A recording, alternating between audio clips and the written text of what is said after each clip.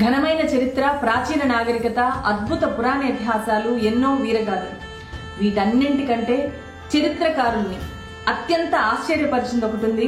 ఆ ఒక్కటే మిగతా ప్రపంచంతో మన దేశాన్ని విభిన్నంగా నిలిపింది. అదే పరమత సహనం. అవును, ఆ పరమత సహనమే మన దేశ మౌలిక స్వభావం. హిందూ, ముస్లిం, క్రైస్తవ, సిక్కు, జైన, బౌద్ధ, యూదు ఎవరి మతం వాళ్ళది. హిందూ బాబాయ్, ముస్లిం భాయ్, క్రిస్టియన్ సిస్టర్. మందిర్, మసీద్, చర్చ్ ఎవరి ప్రార్థన వాళ్ళది.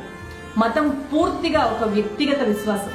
కానీ ఇప్పుడు అదే దేశంలో అతిపెద్ద రాజకీయం అయిపోయింది.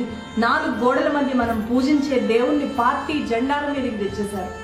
పరమత సహనాన్ని తుంచి దేవుళ్ళ మధ్య చిచ్చు పెట్టింది ఎవరు? ఈ వీధి రాజేష్ కు ఆ వీధిలో ఉండే రసూల్తో గొడవెందుకు వస్తుంది? నువ్వు ఆడుకున్న సలీం ఇవాళ నీకెలా శత్రువు అవుతాడు? నీతోనే ఈతాడిన విల్సన్ నీకెప్పటి నుంచి పరాయవాడయ్యాడు? అస్మా, జ్యోతి, మేరీ వీళ్ళంతా కలిసుంటే, కలిసి తింటే నీకొచ్చే నష్టమేంటి? నీ మతానికి ఇంకెవడో ప్రతినిధి ఎలా అవుతాడు?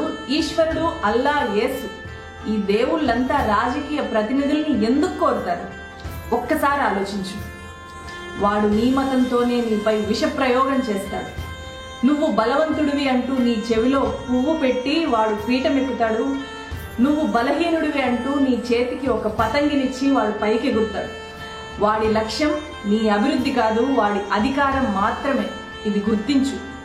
మతం మత్తులో నువ్వు కళ్ళు మూసుకొని ఉండడమే వాడికి కావాలి. నువ్వు కళ్ళు తెరిస్తే ప్రశ్నిస్తావు. నువ్వు కళ్ళు తెరిస్తే నిలదీస్తావు. నువ్వు కళ్ళు తెరిస్తే వాడి అధికారాన్ని కూలదోస్తావు. అది వాడి భయం.